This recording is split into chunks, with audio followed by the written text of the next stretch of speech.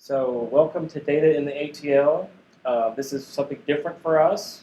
We're doing it in Curve at Georgia State University Library, but in the back of Curve, and we're glad you could join us today virtually for this. So this is Data in the ATL, where we invite folks from the Atlanta community to come and talk about how they're using data in their work. And I'm so pleased that Rebecca Parshall could join us today from Learn for Life here in Atlanta. Welcome. Thank you, Brian. Glad to be here. So Rebecca is, her offices at Learn for Life are right up the road on Peachtree Street, so they're neighbors to Georgia State.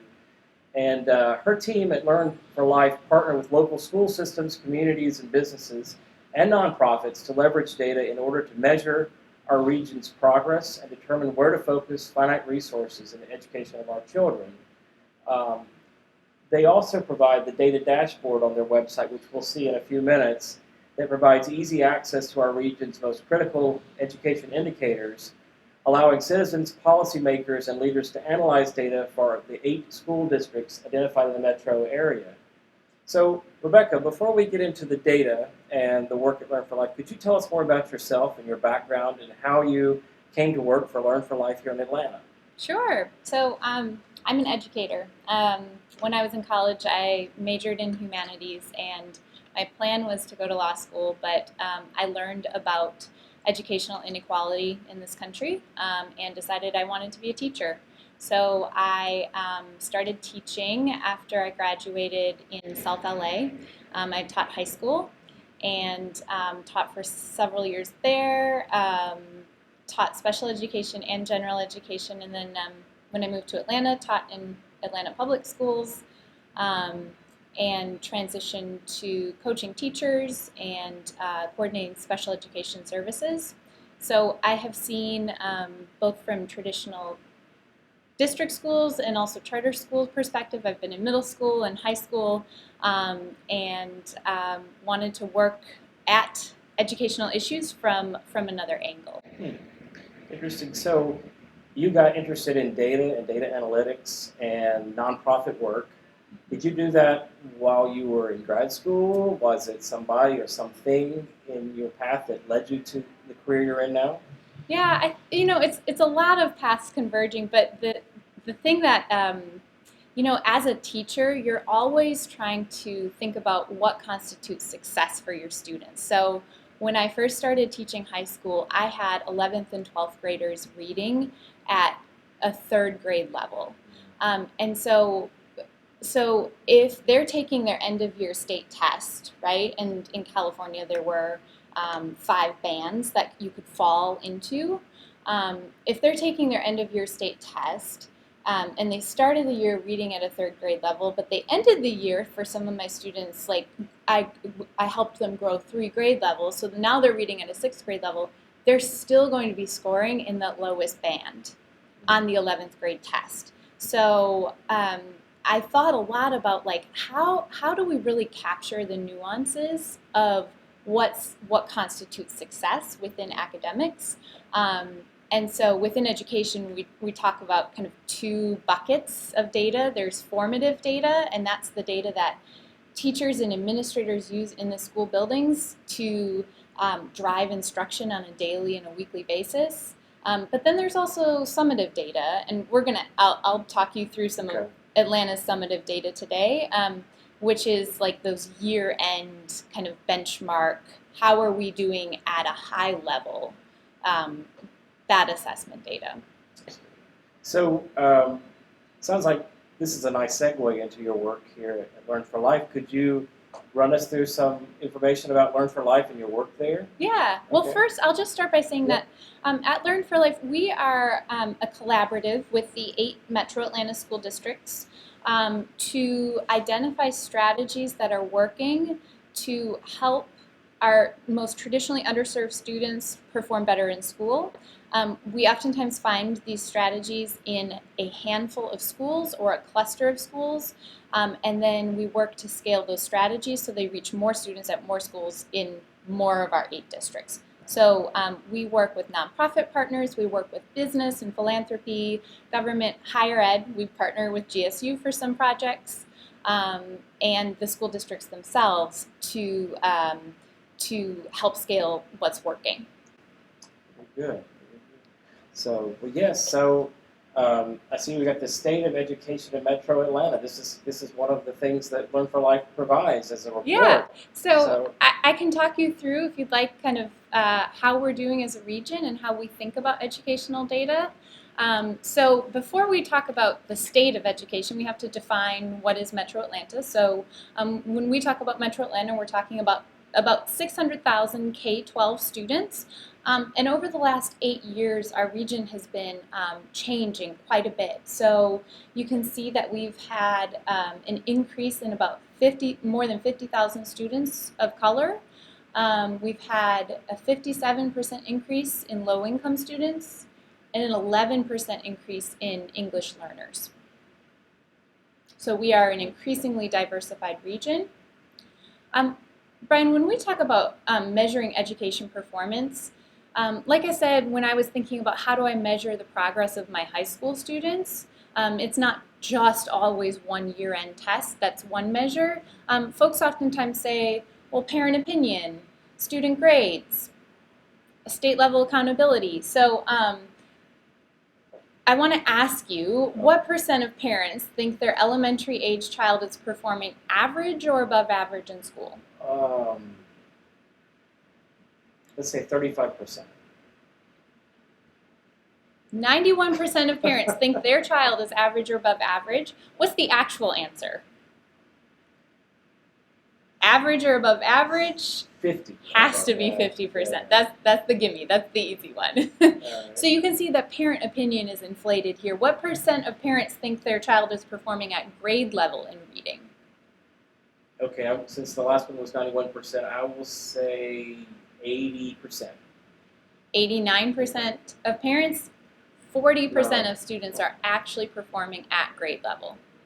And the last one, this is based on a national survey. When parents are asked, what is your expectation that your child will get a post-secondary degree? How many say they think their child will? I'll say 65%. 75% believe they will, and then in Metro Atlanta, the actual data is 26% of students will. So as you can see, even though parent opinion matters, it can't be the only data point that we use to determine whether a school is performing well. So then we look at student grades. There's a study put out by TNTP, the National Teacher Project, and they did an analysis of like 5,000 student assignments. They found that 71% of students succeeded on assignments. That's kind of what you would expect, right? But of those 5,000 assignments, only 17% of them were at grade level. So what we see is this huge trend in students being given work that is far below their grade level. The rigor is not there. So grades in and of themselves can't be the only data point. And then finally, we have state-level accountability system. And so if you've purchased a home, your realtor probably talked to you about, oh, the schools in this neighborhood, they're rated an 8 or a 10 or a 5 or a 4. And that's based on the state-level system. This is challenging because the weightings keep changing every year, and so we can't actually compare year over year very well. But it's a combination of progress, so growth over time, readiness for college and career, which is measured by lots of things, content mastery, and then this closing the gaps, which is is your school growing based on who your student demographics are. It's a very complicated measure, and again, because the baseline keeps changing, it's very difficult to actually use. So that said, if these three are fraught, what do we use to measure success in Metro Atlanta? And so at Learn for Life, with our 8 school district partners and our executive champions, we several years ago chose 6 indicators that we believe actually represent strong student progress. So the first of these is kindergarten readiness. So we are looking at the % of students who are ready to enter kindergarten.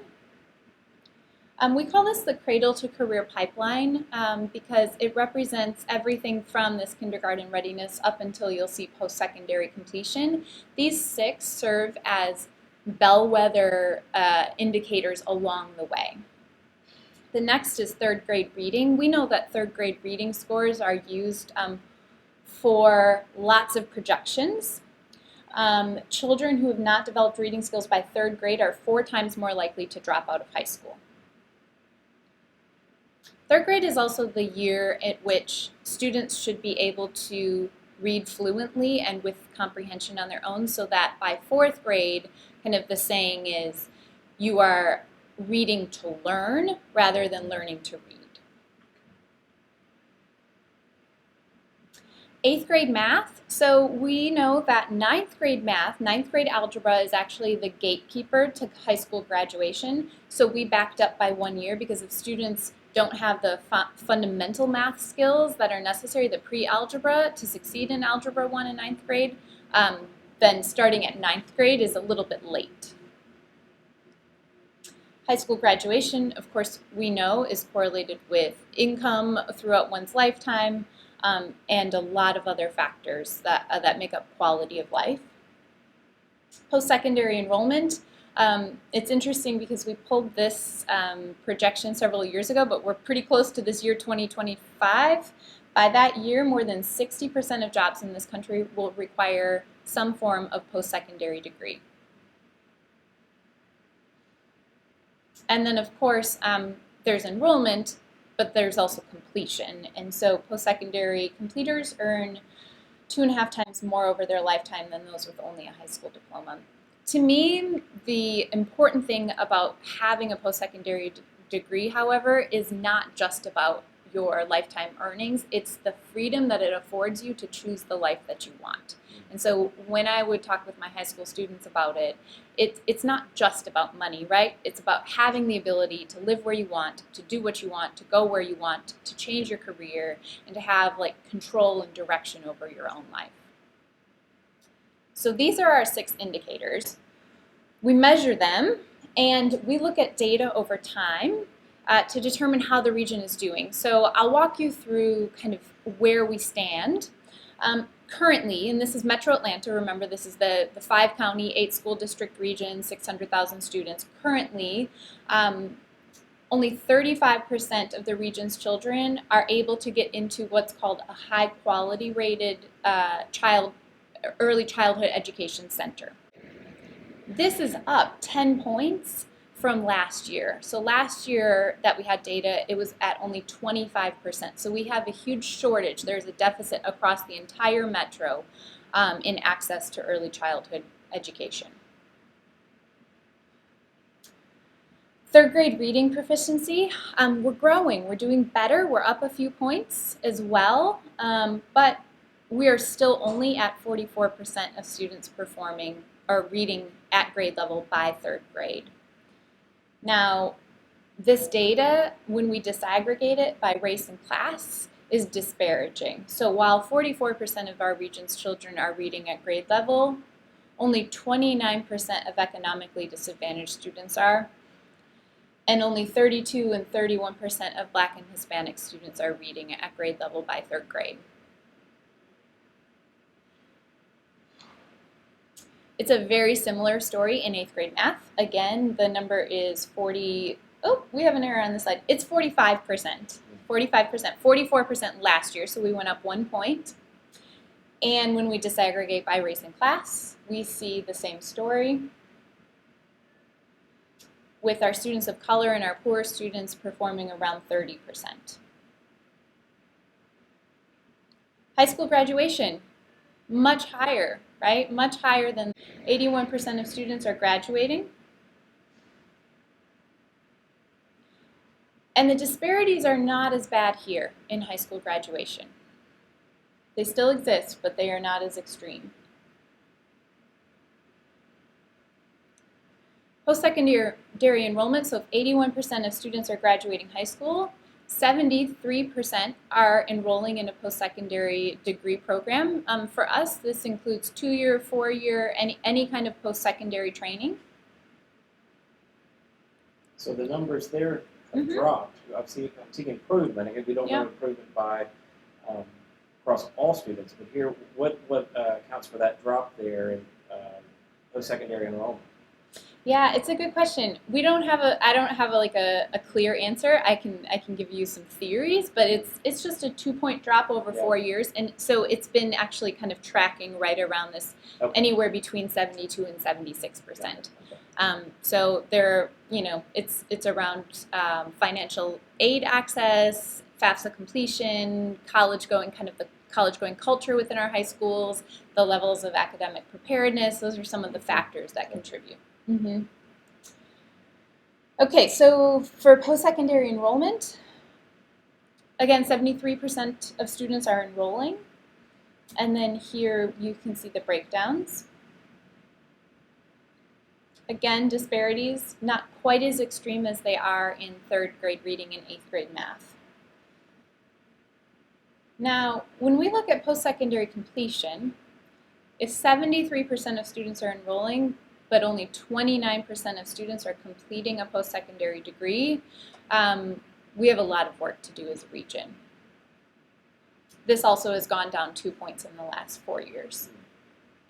And what's really disheartening about this is not only do students enroll and then not leave with a degree, 60% of students enroll, but then they leave with some debt that they don't have a good way of paying off because they've completed some but not all.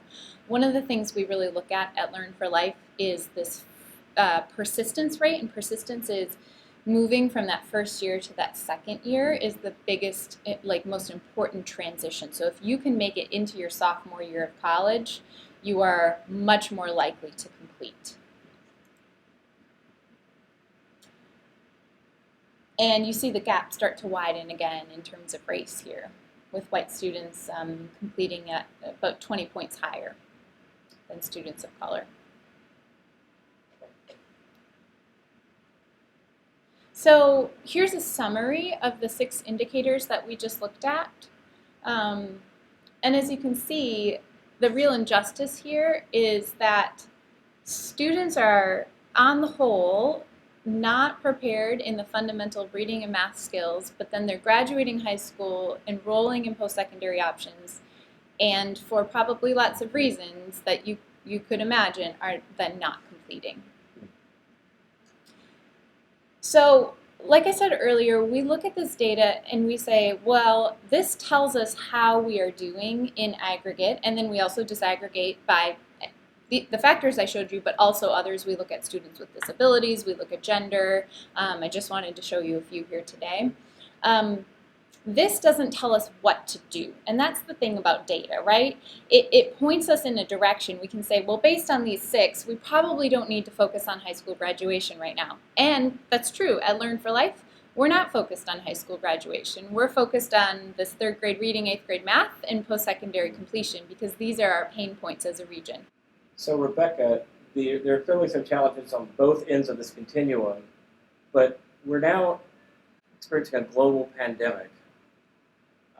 Kids who were probably struggling already were sent home in March, and the parents are struggling, the teachers are struggling, we're all trying to struggle with this new normal. How has COVID-19 impacted our metro area and kids' success? Yeah, so at Learn for Life, we knew that this data was going to change dramatically in this last school year.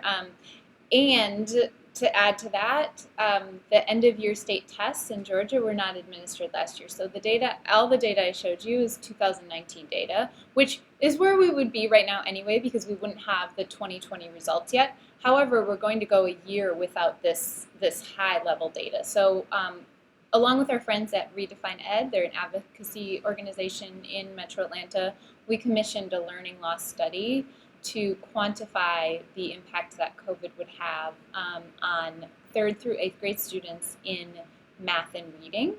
And we found that more than 20,000 fewer students will be proficient or on grade level in math and ELA as a result. And what that looks like for 2 of our indicators is that in 3rd grade reading, we expect the proficiency to drop about 3.5 points. So remember, it was at 44% it will drop back down to about 40. And 8th grade math will actually drop almost 5 points. So this study is interesting because it used what we already know about summer learning loss. You know, when kids go home for the summer, they're going to slide back a little bit. So it used like what's already in the research around summer learning loss and combined it with some models of learning loss from natural disasters like Hurricane Katrina and Hurricane Harvey. When schools were unprepared, they didn't expect that they would be out of school for quite a while. And so what that looks like so this is looking at 3rd grade reading. We have our years over the bottom, so 2016 to, we're projecting this last school year since we won't have data. We had grown these 5 points. We expect that we'll lose that growth as a region as a result of COVID. So, Rebecca, let's talk more about Learn for Life and your website. One of the things I noticed when we first met, data is front and center on your website. Data is one of the things you do. You provide data to our community, to our 5 counties and 8 school districts. Could you talk more about data and the data you provide? Yeah, so data is the foundation of everything that we do. It's not just a side piece. It's not like an afterthought. So as I shared earlier, those 6 indicators, kind of the cradle to career continuum, how we think about regional data, is the foundation. And so I can walk you through our data dashboard. Please, yeah, I'd love to see it. So if you are on our homepage, l4lmetroatlanta.org, and go to data, you can go directly to a data dashboard, which we recently revamped with our friends at Neighborhood Nexus. If you're familiar, Neighborhood Nexus works with ARC, Atlanta Regional Commission, and they built this out in Tableau for us. So we had a version of this earlier, but this is much more interactive now. And so our goal with this data dashboard is for folks, anyone, this is publicly available, to be able to use this to drive their work as well. And so all of the data that we've loaded onto here is publicly available. We've pulled it from Georgia Department of Ed, from GOSA, but we wanted to present it in a way that was really easily accessible and interactive. It can be sometimes difficult for someone who's not working in the data field just to pull spreadsheets and make sense of them. And so that's the purpose of this. So when you get to our data dashboard, you'll see that we have the 6 indicators, and you can click on each of these to see how we are doing at a school level in them. And then we also can break this down by school achievement data and growth over time. We'll start with kindergarten readiness. So if you remember, only 35% of students in Metro Atlanta were able to access a quality rated early childhood center. And this is a heat map of Metro Atlanta.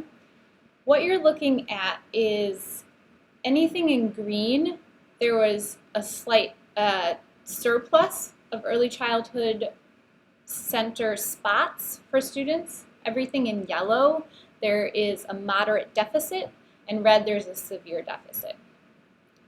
What do you notice about this map if you are used to looking at maps of Metro Atlanta? Well, there are certain clusters of areas that surprise me. I sometimes think of south of I-20, not to speak in generalizations about things, but is it the eastern part of Gwinnett County, northeast Gwinnett County, and southwest Fulton County? I'd want to know what's going on there. Yeah, it's kind of, I'd have to dig into this map a little bit more to find out what's going on. Yeah, yeah. Almost at a very detailed level. Yeah.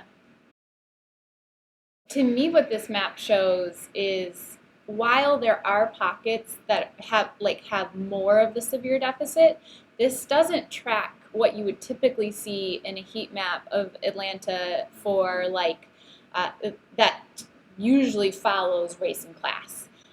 That actually for early childhood education, there's a deficit across the entire region. Yeah. Even in what we would consider to normally be the wealthier parts of the city, there's deficit there as well. So what you can do with this is you could hover over your census tract, And you could get some descriptive data on it. You could also put in your zip code and find information that way. So that's kindergarten readiness.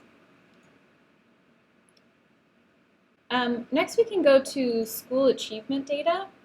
So if you'll remember, I'll describe what we're looking at in a second, but if you'll remember, when we were talking about third grade reading scores and how if we know that 44% of the region students are reading proficiently by the end of third grade, that gives us one data point in time. It doesn't tell us what to do. It doesn't tell us how to improve. And so what we're looking at here, this is third grade reading. On this scatter plot, each dot represents a school. And these are all of the elementary schools in Metro Atlanta. What I have toggled on right now is economic status. So green shows the not economically disadvantaged students. Red shows students within schools, because each dot is a school, that are economically disadvantaged. So my x-axis is the percent of students in each of those schools, and my y is third grade reading proficiency. So as you can see, as the percent of economically disadvantaged students in a school increases, what happens to reading proficiency? It goes down. And then the inverse is true. As the percent of not economically disadvantaged students increases, reading proficiency goes up. But there's a few outliers with a few reds and the green. What about those? Yeah. So you picked up on it. So here's the thing. We all know this intuitively. We don't have to have a day to talk about education to understand that this is unfortunately the way that proficiency works. But there are outlier schools. So if I look at this trend line, I think you can probably see the trend line on the screen. I'm interested, just like you are, Brian, in knowing what's happening at this school here that is 100% economically disadvantaged students, but they're performing at 62%, 61% proficient, which is 16 points above the regional average, but they're 100% economically disadvantaged. So taking this data and boots on the ground, I would want to go talk to the folks at Burgess Peterson and find out what's going on. Yeah. That's exactly what we do. So oftentimes, data within education is used to shame and to punish. So what oftentimes happens in the public narrative is we say, look at these failing schools, and then we fire teachers and we fire administrators and we close these failing schools and we reconstitute these failing schools, or we rezone them, or we do things to, say you did a bad job.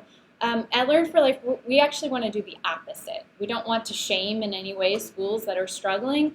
We want to look at the schools that are knocking it out of the park with our traditionally underserved students and ask them, how are you doing it? Because you're proving it's possible. So that's exactly what we do. We go to Burgess Peterson, this school here, for example, and we say, what is it that you're doing that is getting your 100% low-income student population reading at this proficiency rate?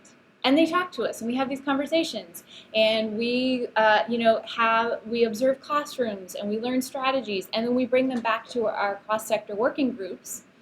Our groups go with us on these school visits, and we unpack what we hear. So we go to, the top 5 schools that are way outside the mean, and we synthesize the themes. And we think about what matters most, what are the factors that we heard them talk about, what are the strategies that they're using, and then we lift those up. We call them bright spots. Right. And these bright spots then we work to scale so that more students have access to those strategies. So there has to be a level of trust here as well. You mentioned earlier you serve 8 school districts within our metro area, and all 8 superintendents are on your board, Mm-hmm. correct? Mm-hmm. So there's got to be some trust there that you're using the data to help lift us all up by going out and targeting those schools and find out what's going on. Because I know there's skepticism. We want to come around and talk to you about your Right. school. Right. There has to be some trust, I would think. Yeah, it's a really good point. I mean, I think if you, for anyone to talk about data outside of relationships, you're missing the point. So you have to develop relationships with people and with organizations. You need to have some institutional trust about like, what is it that you're trying to accomplish? What are you using this data for? And it's, this is all publicly available, but we are presenting it in such a way that makes it easier for folks to say, oh, okay, these schools are here.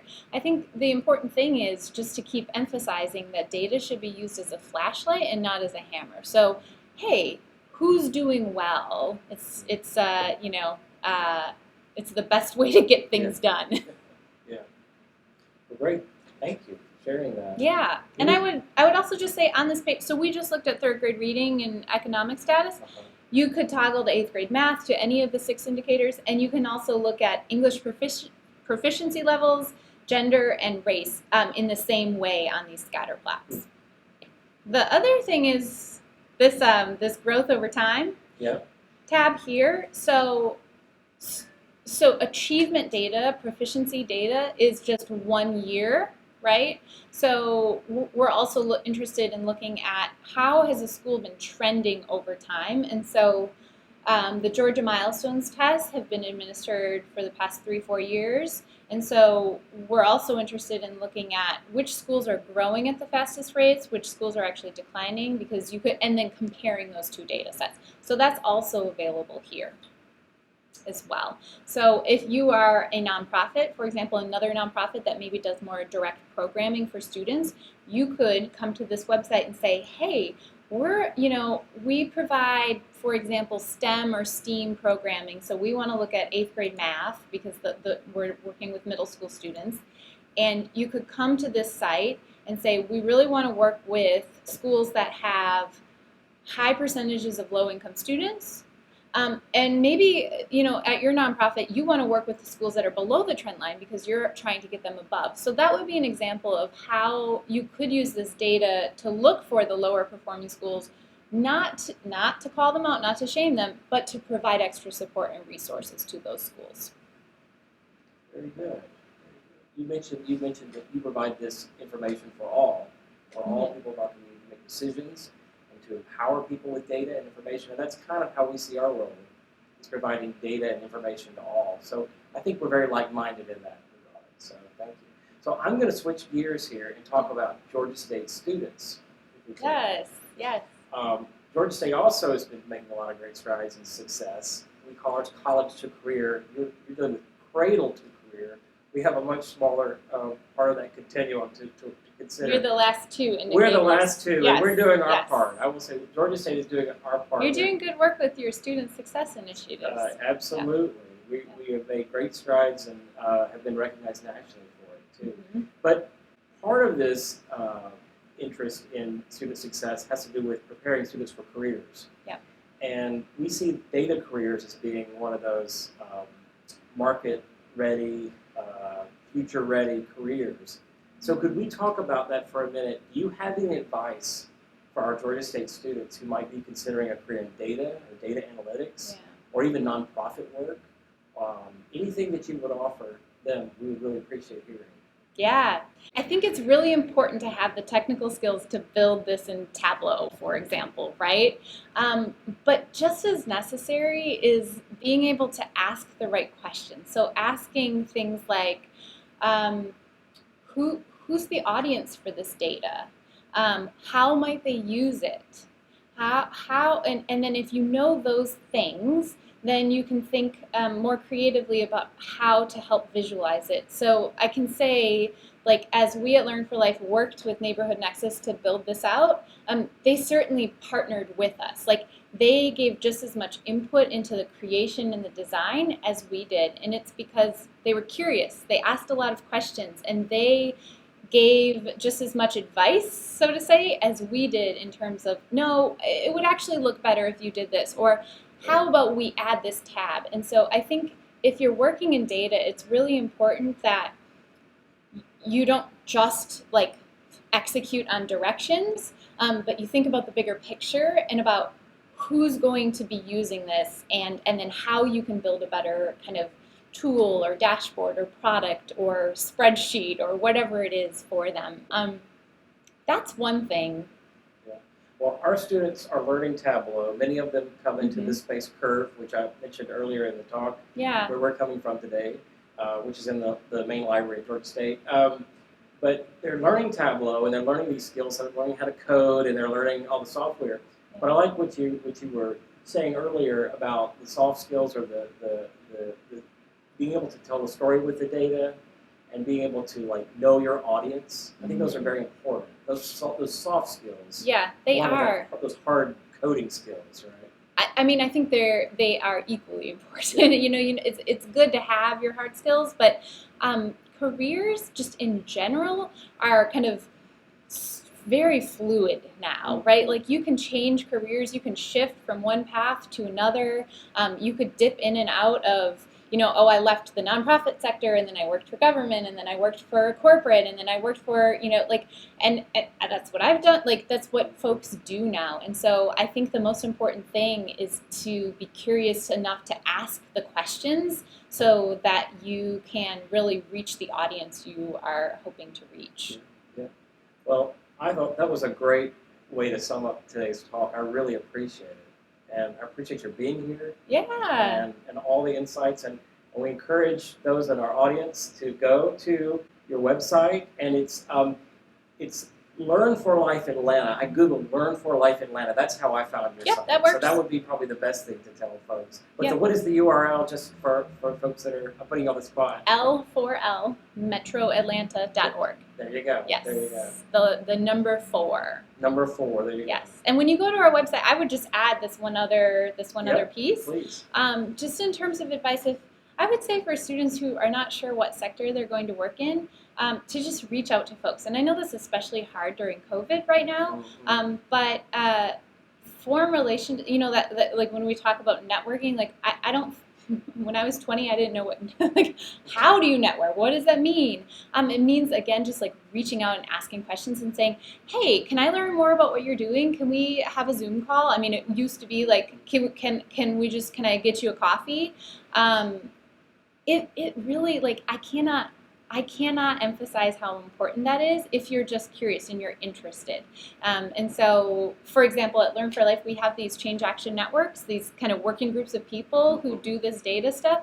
And they're open to anyone. College students could join them. And so if you're curious, you're interested, you're welcome to reach out. You're welcome to join one of these and kind of play with data alongside us. And we'd be happy to have students come on board. Even more good advice. Thank you for that too. So there you go. Check out Learn for Life Atlanta, and for more about the data and work they're doing.